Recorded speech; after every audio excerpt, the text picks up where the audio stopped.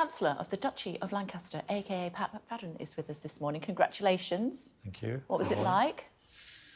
What was it like on the first morning? It's quite a moment, to be honest. We've been out of power for a long time, and we were sitting at the cabinet table and looking at my colleagues who've had this word shadow in front of their name for all these years and have come on programmes like this and been interviewed as shadow this or shadow that, and to see, opposite me, Secretary of State for Health, Wes Streeting, to my left, Secretary of State for Education, Bridget Phillipson, to my right, the Deputy Prime Minister, Angela Rayner, to see that shadow dropped and to realise, if you like, what the election result meant in terms of who was going to be around the cabinet table and taking the decisions was quite a moment for us. Yeah, you can't blame the government anymore, though. It's a strange thing. I've been coming on your programme for the last couple of years, probably criticising the government quite a lot.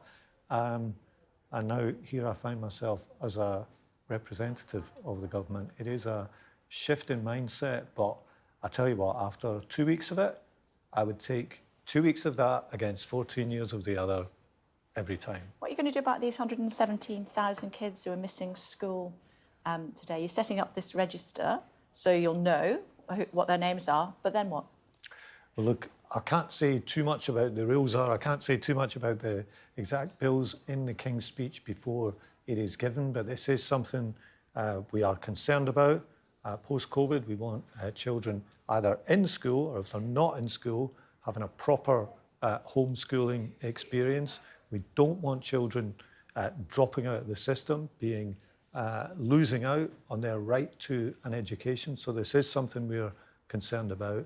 We want to take measures to address it. Are you going to fix it? Because, well, we've got a lot of problems. I hope we're going to fix it because it's really important that every child gets a right to a good education. It's going to be with them for the rest of their life. And for me, it's the most powerful thing a government can do is give a child a good education. Education, education, education. Who said that once? I can't remember. Mortgages. How concerned are we that given that inflation has stayed where it is, it was widely expected to drop a little bit. How hopeful are you that we'll see a mortgage or an interest rate drop at the beginning of August? Look, it's a matter for the bank. I knew you'd say that. And the reason I say that is because... But you must be hopeful, the last time my party was in power, we were the ones who set up the Independent Bank of England and gave them the power. So it would be a bit strange if I came on and said, I think they should do this or that.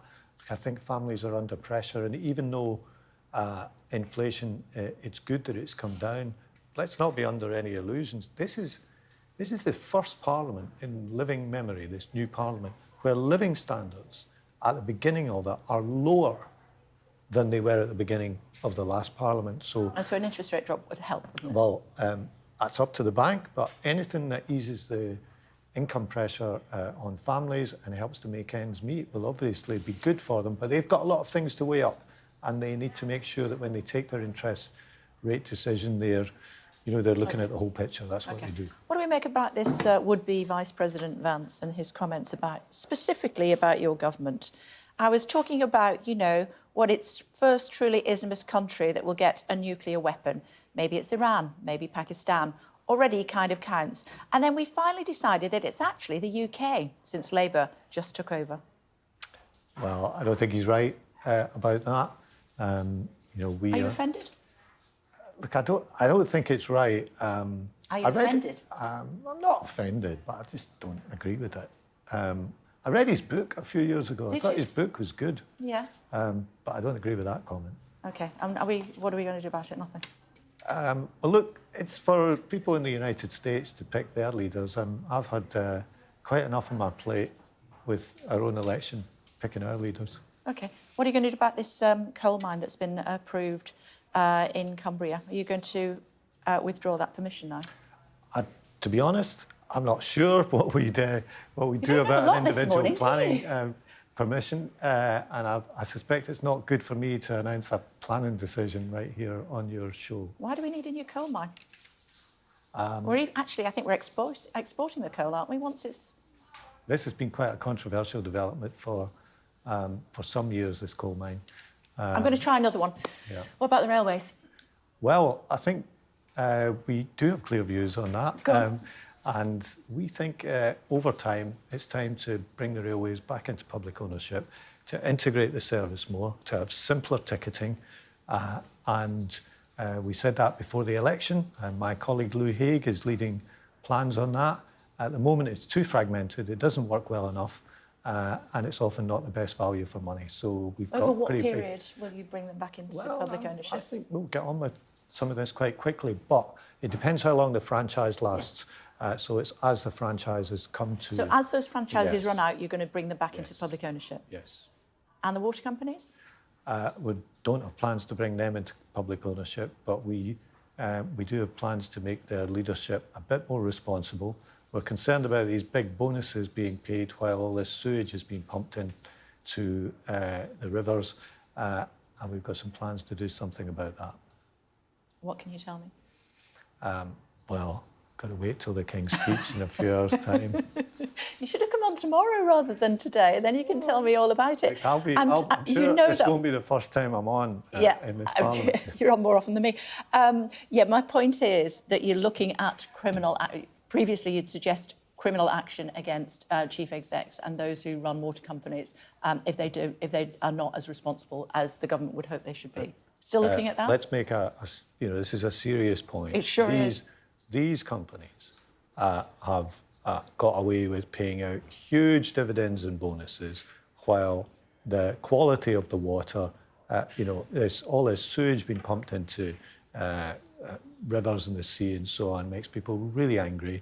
We want them to act responsibly, and that the pay structures of these companies should reflect I was asking you about criminal action. the character of these companies as providing a public service. They're not public companies, they're not publicly owned, but they're providing a public service, and there's a special character, there's a special responsibilities for companies who are operating in that way. I was asking you about criminal action. And we'll have some legislation that will say something about this. OK, so I have to wait for that as well. Final thought before I let you go. Actually, I've got two quick ones. Your new Foreign Secretary called President Trump a neo-Nazi sociopath. You should hear what his running mate called him. He said something about him being a Hitler.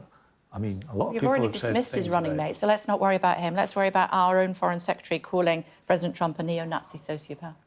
Well, look, a lot of people have said things about President Trump, but our view on this is whoever the American people elect, we will work with them, whether it's President Biden or President Trump, and we'll see in November. And we'd hope that our Foreign Secretary would hold his tongue a bit more now.